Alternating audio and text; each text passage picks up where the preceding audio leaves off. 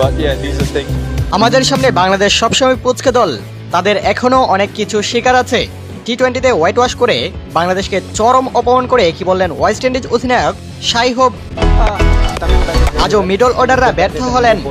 এক তানজিদ তামিমের ৭৯ রানের ইনিংসটির উপর ভর করে ওয়েস্ট ইন্ডিজকে ১৫১ রানের বাজারি লক্ষ্য টার্গেট দেয় লিটনের নেতৃত্বাধীন দল বাংলাদেশ দল। কিন্তু এরপর সেই রান ওয়েস্ট ইন্ডিজ করতে নেমে রীতিমতো বাংলাদেশকে নিয়ে চেলে খেলাই করলো তারা। ৫২ রানে ৩ উইকেট হারালেও রোস্টন চেজ ও অগাস্টের জোড়া 50-তে লক্ষ্য তারা সহজেই টপকে যায়। আর তাতে একটি লজ্জার হার বরণ করতে হয় বাংলাদেশ দলকে। এই হারে টি-20তে ৩-০ হোয়াইট ওয়াশ হয় টাইগাররা।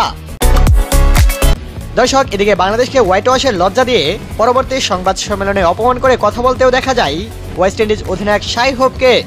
তিনি বলেন, ওয়ানডে সিরিজ হারলেও আমরা মনে করি আমরা টি-20তে একটি ভালো দল। আমাদের লক্ষ্য ছিল টি-20তে বাংলাদেশকে হোয়াইট ওয়াশের লজ্জা দেওয়া এবং সেটি করতে পেরেছি। তবে টি-20তে বাংলাদেশের আরও উন্নতি করতে হবে।